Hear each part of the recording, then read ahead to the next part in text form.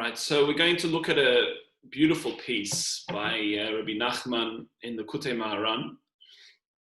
Very short again, but so powerful in terms of its revelation, in terms of how we deal with the concept of honor, how we engage with honor. And a lot of our day is centered, or a lot of the abrasion of our day is centered around the lack of honor that we may incur from other human beings that we interact with. That lack of honor can very much be an interplay between oneself and one's spouse. It could be an interplay with oneself and colleagues at work, or friends, or just any circumstance of engaging within a congregation or with people. So it says that honor is one of the things that takes us out of our world. As we know, the Mishnah says three things, moitziin adam min ha'olam, three things take a person out of the world. One being desire, constantly chasing desire as an avenue of discovering the self. The second one we said was jealousy. And the third one is honor. And what it means that it takes you out of your world is that when a person is left constantly squandering about honor and who didn't do this and who did that and what happened to me, then what they're really doing is robbing themselves of their own experience of life, what's right in front of them. So Rabbi Nachman proposes a very simple analogy. And he starts off the analogy by saying, Misha roitze kavod hu shoite. A person that wants honor is a fool. My gosh, okay. Let's see how we can come to that appreciation. Ki l'mashal. I'll give you an analogy, he says. Sar gadol shalach pokid le'ir echad me'yares shalei l'mokim rachek. A great lord sent one of his clerks, one of his managers to a city. And the city was owned by this great lord, very far away. Va'pokid hanal lokach la'atzmei sham kol hakavod. And check this out.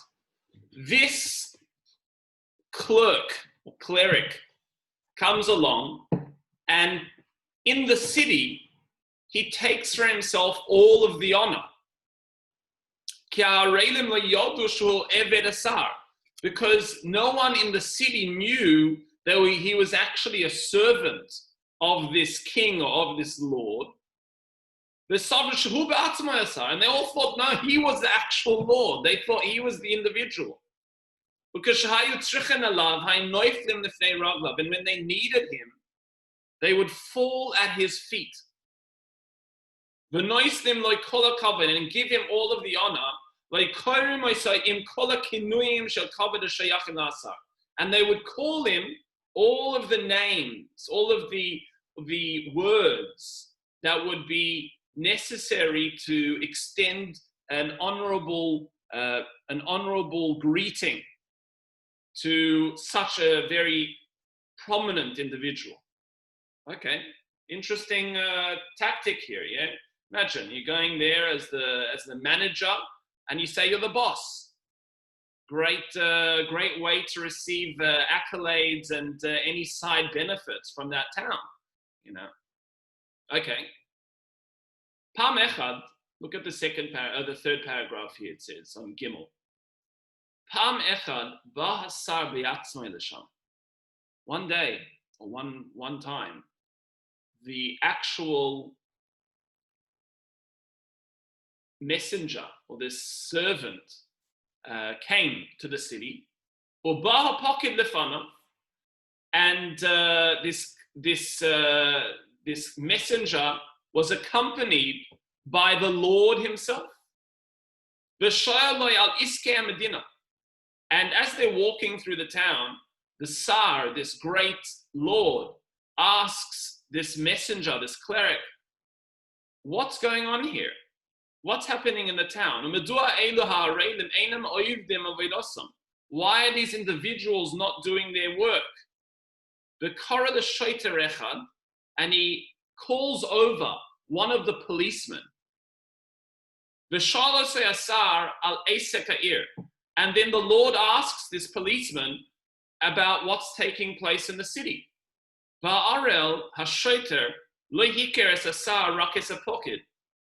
But this policeman didn't recognize this Lord. All he recognized was the servant that was accompanying him. But taketh nafal l'raglei hapoked, and he immediately fell before the servant's feet. And he gave this servant all of the honor that was befitting the actual Lord. And he answered all of his questions.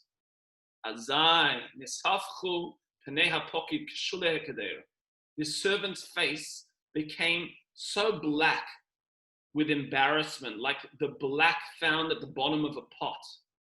He said, imagine this guy. He's standing there, taking all of the accolades, taking all of the honor, while all of it's actually due to the actual Lord himself. And it's taking place in front of the guys behind him, the Lord himself. It says the same too is. Now it's interesting what's going to take place now. What we could deduce very simply together is the concept of honor. Okay, before we see the next paragraphs. The concept of honor, anytime you feel, or anytime a person feels, sure, can you believe what this person did to me? Can you believe how that person spoke to me? Can you believe how that individual didn't greet me? Well, okay, yeah, that's maybe not a very nice way of behaving, but let's make this a little bit less subjective. Let's make this a little bit less painful. And the way to make it less painful is to realize, one second, buddy, you're just the messenger of the king. You just are there to do a job for the king. The only one there to get honor is the king himself. And you're taking all the accolades. You want to get all of the accolades. There's only one individual that gets all the accolades. And what it does is it gives us a little bit of an objective view into the situation where a person can become so subsumed with the concept of honor and what they deserve and what they're here for and what they need to feel from other people. And yes, we would like primarily to engage with individuals that are respectful and that are nice. But when we have an abrasive experience, what we need to tell ourselves first is, one second, I'm just the messenger of the king. The king is the one that needs honor. And when I come along and I say, gosh, can you believe it? Look at this individual and how they're treating me. Imagine that who's standing behind you is the king and you're just the servant and you're expecting everyone to bow down at your feet. Very simple, but very, very, very powerful analogy. Now, Rabbi Nachman takes it a little bit deeper. Listen to his interpretation here. Let's see if we can understand it together and we'll conclude after that. Kamai Kain, final two paragraphs. Ikar HaKavod hu rak me'adibur. He says the same too is the following. That the main source of honor comes from a person's speech. Ki eiver ma'adam kegoin yad eina yecholeh lachloek lekavod. Because a limb of a body, like one's hand, is unable to provide you with honor. Because if I just showed you a hand, you couldn't necessarily differentiate that this is you. And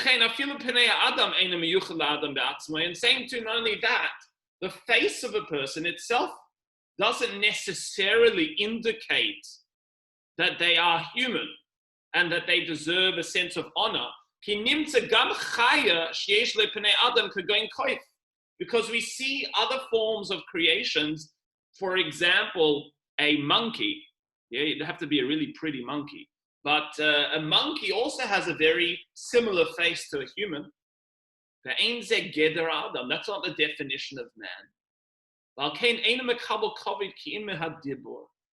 only avenue to receive honor is from our speech, from our mouthing. Because within this, there is a fundamental difference between man and animals. Valkane, final paragraph. Now that we've identified that the main source of our honor is from our speech, we understand that our speech comes from the palace of the king. We know the palace, the courtyard here has the same numerical value as the name of God, Adonai, the Master. Bechinas hadibur, which is a reference to speech. Adonai svasai tiftach. We say, may the Master open our lips, meaning our speech essentially comes from HaKadosh Baruch Hu. Im kain, if thus, you not only are standing in front of the king, but you're standing in his palace. Imagine what is more of a travesty than that. You're not even some faraway land. You're standing in the palace of the king himself. And you're expecting for them to bow down before you in front of the king? Meshuggah, crazy. There is no greater embarrassment than something like this.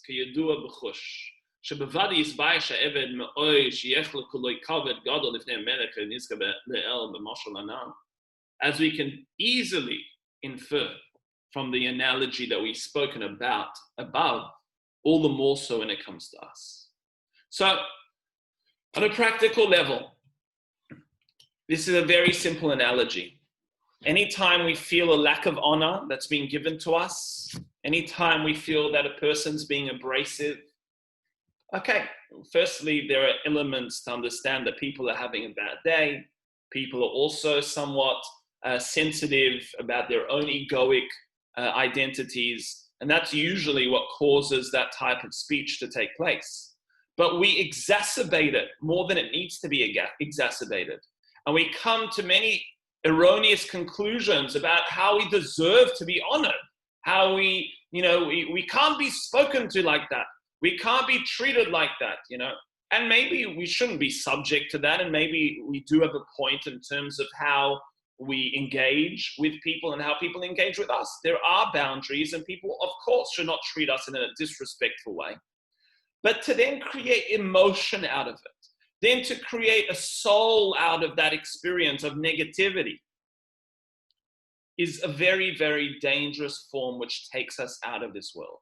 And what we're understanding here is the analogy that all a person needs to do is recognize that they are a servant of the king, that they are here using the power of the king, which is our speech.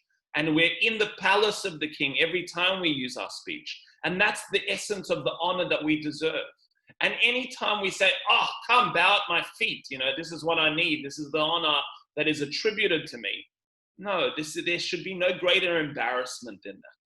And this is a deeper recognition and a deeper meditation in terms of our awareness of HaKadosh Baruch Hu in our lives through our speech and through the honor that takes place. But the Baal Shem Tov will conclude, he says, when a person gets honor, doesn't he know that all of his world to come is affected by the honor that he takes place in this world?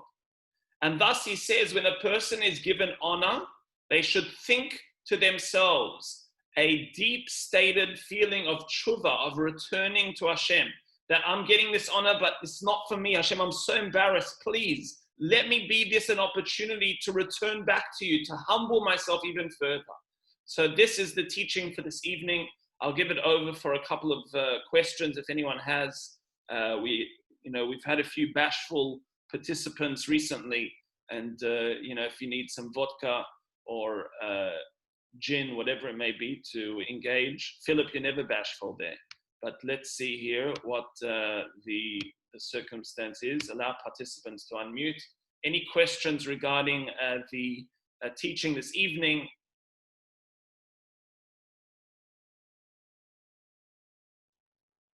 Makes sense. I think it's quite a logical and easy analogy to deduce or to bring inference into our own lives. How did you guys find it? You found it somewhat helpful and insightful? I think it was great. You know, it puts you in your place. You know, it smashes the ego straight away in a big way, and it makes you realize your place in the bigger scheme of things. Yeah. Yeah. Very, very powerful and helpful. Thank you, Gary. Alfonso, you have something to say there? It just reminds me of a story, Rabbi. Yes. Of this guy that he was in this community. So the community wanted to give him the honor. So they would say that he was the most respected person. And they gave him like this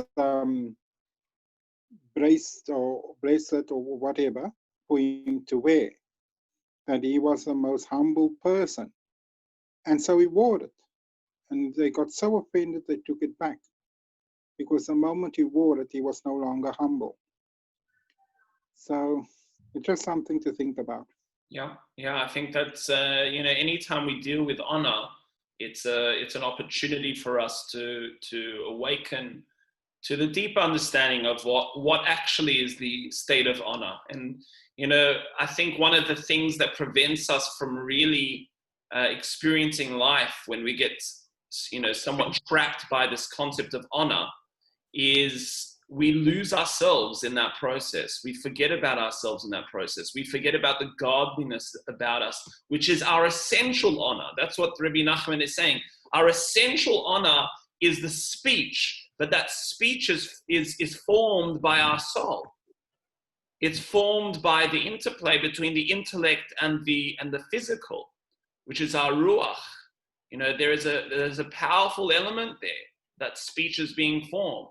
Now, that's our honor.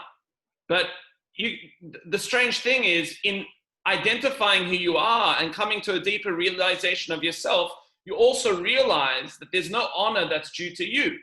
So it's a very, very unique paradox where you've discovered yourself and there's no greater honor that's due to that discovery and who you essentially are.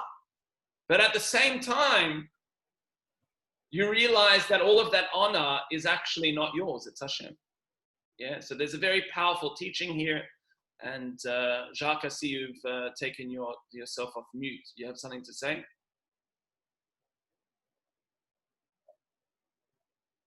Ivan? No, all fine. Okay, guys. Well, sending you bracha, Gary. Want to end us off here? You said that speech is formed from the soul.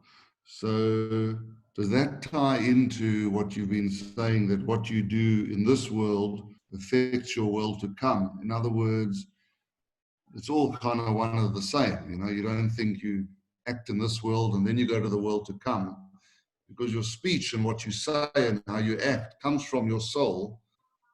It's that same soul that is going to be in the world to come. So it's like the link between here and there becomes clearer to me from your comment that speech is formed from the soul, and that whole interplay. Definitely. Yeah, and our speech is so inextricably linked to our neshama that we're eventually held accountable, it says, for every word that we say. From a Kabbalistic perspective, the kaf hakela, this perpetual sling that exists in the world to come, where a person is slung from one end of the earth to the other, and as they're about to land, they're slung again. Almost a never eventuation, a feeling of I've never arrived, the feeling that, all this, but I'm never there, yeah? And that is something that a person experiences for every word that they speak in this world. And what that means is sensitizing ourselves. When we speak, and we lose the sensitivity of the energy behind that speech and the godliness behind that speech and the essence of who we are, then we're somewhat trapped in the perpetual slingshot of hell in this world. you know, trying to find ourselves, and we're, look at me, look how great I am through my speech. And then I lose myself because I've beheaded my reality. So as what Gary is saying, the more we sensitize ourselves in this world to our essence and to our speech and to the combination between the soul and the physical that come together to create speech, that's our essential honor. But in the same time, we also nullify any reality to say we deserve any honor. It's all Hashem. Then we come to a place of serenity. We come to a place of tranquility. We come to a place of, what am I here to do anyway? I'm just a servant. And everything that I'm in this world for is just to bring the honor of God. And that really creates a deeper serenity through all experiences, even abrasive ones. You do your best to bring the honor of God in whatever the circumstance is. And you take away that susceptibility to pain. I mean, again, if you come along and you pinch your elbow, it doesn't hurt because there are no nerve endings there. And that's the same here. We have too many nerve endings with an attachment to honor. And what we're meant to do is remove those nerve endings because they're not meant to be there. They're all meant to be there for Hashem. And when we experience life like that, then we don't have that painful experience constantly to say, why am I so sensitive to this honor? Because we don't deserve any honor. It's all Hashem's honor. All we're here is servants doing Hashem's bidding in this world. And when people bow down to us, we should feel embarrassed. We're not worthy of any honor. It's Hashem's honor, especially that we're in his palace. Yeah. So thank you, everyone, for joining us. Rabbi? Yes. Rabbi? Yeah. Can you hear me? Yeah, we can, Philip. Okay. I've got this new earphone and I'm not sure how it works properly, so I'm not 100%. Look here, I've been listening to quite a few talks the last few days, and nothing is guaranteed when you get to the other side. I mean, you know, we talk, everything is kind of ambivalent, if you know what I mean. The Mashiach will come and everything will change. And then I heard yesterday that it'll be done in a very subtle way. So it's quite confusing, the whole thing, for me. I don't know how everybody else sees it, but every time you get to a certain point, then something else comes up. So, Philip, this is what we spoke about a little bit this morning, and that is stop focusing about the world to come being in the world to come, okay? The world to come needs to be focused about now. How you create the world to come in your existence in this world. Meaning, can you sensitize yourself to the spiritual reality that you exist in now? Can you experience the world to come in your existence now? I was in a shop today. I was Pick n Pay. You know, I was walking around there. I was like, sure, this is really lame. You know, I want to be at home. You know, I would love to learn, love to meditate, love to exercise, you know, love to do, you know, something deeper in my life. And I'm walking around in Pick n Pay, you know, and then I said to myself, 1 second, this whole world is a corridor for the world to come. Let me see the world to come through Pick n Pay. Let me actually look through everything that I'm seeing and understand that this is all a manifestation of Hashem, that there's a deeper reality behind all of my experience now. You know, that's our work. So instead of being confused about what will be, Philip, it's about what is now. You know, sensitizing ourselves to the spirituality of now, to the tranquility of now, to the world to come that's in our lives now. And the more that we create that sensitivity, then, okay, you'll have something good in store for you in the world to come, yeah? But we're living in the now, not in the future of what will be in our world to come, yeah? That's the understanding, and I think that makes the whole concept of the world to come a little bit more accessible. You know, there's one other analogy which I find very troubling, okay? And I'm going to really go out on a limb here. But this analogy that they say every mitzvah you do builds a brick in the Beis HaMikdash, you know? And they teach kids this. And I'll tell you my fundamental difficulty with it.